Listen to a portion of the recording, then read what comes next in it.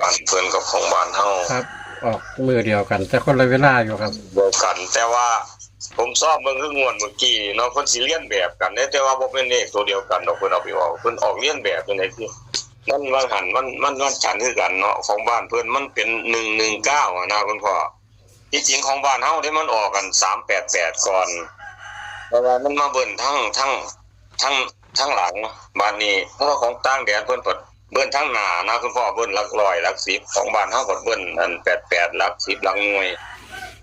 ผมชอบเมืองหลายงวดเนาะมันมักสิเลียนแบบกันนะคันหาก็อยากหาคล้ายๆกันผมซ่อมเมืองว่าเที่ยวนี้สิเป็นจังไดก็บ่จักมันออกมาพุ่นแล้วเนาะคุณพ่อจังฮู้จักเนาะครับตอนนี้เฮาก็ได้แต่เดาตามโจทย์ตามนั้นไปนั่นล่ะแต่เที่ยวนี้ก็คือเก่าล่ะคุณพ่อบ่หลายโตบ่ได้ดอกมันการอย่างละ3ชุดล่ะบนล่างก็แยกกันคือเก่าเด้อคุณพ่อเด้อครับเที่ยวนี้ก็บนล่างแยกกันคือเก่าแต่ว่าเลขล่างผมให้ตัวเดียวเลขวิ่งแต่เลขบนนี่มันจิ้มอีกตัวนึงบ่ได้เพราะมันตีคู่กันมาของวันที่16มิถุนายน2568นี่ล่ะว่าโศก2สั้นแล้วผู้ใดเพิ่นมีบุญบารมีถึงเพิ่นได้แท้ๆเนาะคุณพ่อเนาะครับบ่ได้ของต่างแดนก็ต้องได้ของบ้านเฮาบ่ว่าจังไดก็ยังไอ้สิ่งศักดิ์สิทธิ์ดลบันดาลนี่เรียกเขาเนี่ย FC เพิ่นได้ตด2ต่อยผู้ค้าเนี่ยยอดของคุณพ่อพุ่งขึ้นหลายๆเนี่ยก็มันถือซ้อนกันจัก 2-3 งวดมันก็ค่อยขึ้นไปอยู่ดอกเนาะคุณพ่อครับมันต่อเนื่อง FC เพิ่นก็เบิ่งให้อยู่เดี๋ยวรู้จังสิห่วยคือผมเว้าน่ะซ้ำล้อเสียเงินแล้วคืองวดเมื่อกี้นี่เพิ่นบ่ซื้อแม่นบ่ล่ะงวดมันบัดเขาจังซี่นะป่านนี้วันนี้สิเอาเด้คันแม่นเฮาก็สิขึ้นจังซั่นคือกันเนาะคุณพ่อสิมั่นใจนะครับบุ้มแล้วบาดนี้เขาว่าเพิ่นใส่บัดหลุดนี่แล้วเราก็ผมคิดนะอันนี้ละหลายตัวเองก็บ่ทันได้แตกสารในตรงนี้ปานใดคนกลัวสู้อยู่ก็ได้บ่ายซ่าโพดสมองฟอแล้วจังมาจับบ่ายๆเบิ่งก็เลยมันสมองยังดีกว่านี้จังว่าสิคนขัวไปได้เร็วกว่านี้อยู่มันหลายแง่หลายมุมแต่เลขเนาะของเทวดาอันนี้ก็ของคนเฮ็ดจริงอยู่ดอกแต่เฮาก็ต้องขอพรนำจริงศักดิ์สิทธิ์เนาะคุณพ่อเนาะครับเลขก็เฮาคำนวณจริงอยู่แต่ว่าทั้งผู้ข้อมูลเขาก็คนเฮานี่แหละเป็นผู้หมุนมาแต่เฮาก็ได้ขอพรจากสิ่งศักดิ์สิทธิ์อยู่แล้วในเรื่องมูลนี่มันเป็นจังไดล่ะพ่อแม่ก็ขอพรนั่นเนาะเพิ่นก็ซอยเฮามาเรื่อยๆอยู่หั่นล่ะก็สินึงก็เป็นเห็นอยู่แต่ว่ามันอยู่ที่ว่าเฮาสิถึงบ่เท่านั้นล่ะว่าอันวิ่งบนตัวใดครับบนก่อนเด้อคุณพ่อเด้อวิ่งบนนี่7กับ5คุณพ่อวิ่งบน7กับ5บาดนี้ก็ผมสิจับคู่บนนี่ล่ะให้ซะก่อนมีอยู่3จุดเด้อคุณพ่อเด้อ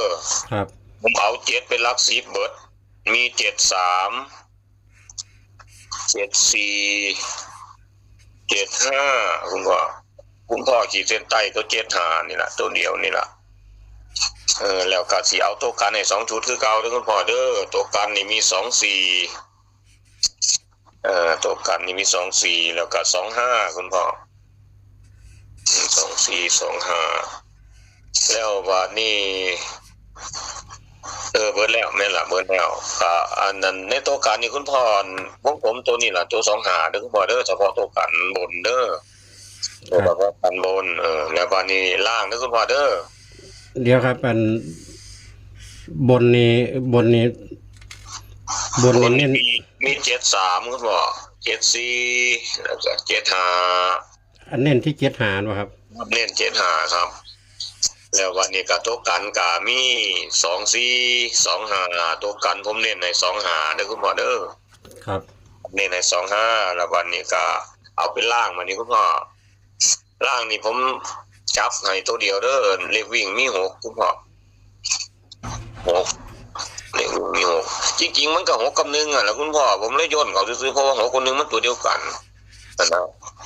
มันบ่ทับกันมันถือว่าทับกันแล้วถ้าเป็น6กับ1ก็คือเป็นตัวเดียวกันนี่ล่ะอยู่ในนี้ล่ะ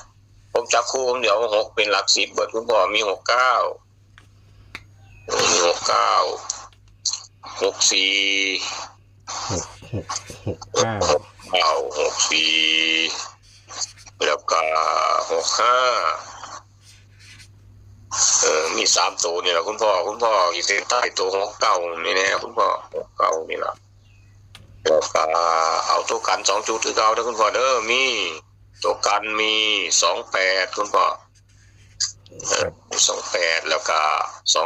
29คุณพ่อวงกลมตัว28นี่ล่ะเฉพาะตัวกันล่างเด้อคุณพ่อเด้อนี่เด้อครับให้ว่าทั้งตัวกันทั้งนั้นก็มีอย่างละ5ชุดนั่นละบน5ชุดล่าง5ชุดนั่นละคุณพ่อก็ดึงออกมาจากหันละตัวกันก็ได้แล้วก็อธิบายจังน้อยๆในเด้อบัดนี้คืออย่าลืมตัวคู่กันเด้อเพราะว่าอย่างที่คืองวดเมื่อกี้ผมให้ไปมันมีเลขวิ่งอยู่มันมีเลขล่างเนาะบอกแต่เลขล่างเพราะว่ามันอยู่หันเลขตัวมันที่ครับมันมีอันนั้นเลขล่างมันมี35ผมให้เป็นนั่นไปเนาะบัดนี้คือตัวแปรของมันนั่นแต่ละตัวอยู่นี่มันสิมีตัวรองอยู่2ตัวเด้อคือจังนี่ล่ะผมให้35ไปเนาะตัวรองของมันก็8ก็มาแต่3เนาะบัดนี้อีกตัวนึงก็มี30มันจะใส่0ก็มาแต่5นะ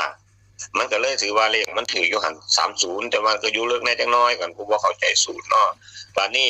งวดนี้สมมุติคือ73จังซี่ก็ตัวรองของ73ก็มีอยู่23เด้อคุณพ่อตัวนึงอีกตัวนึงก็78มีเท่านั้นล่ะ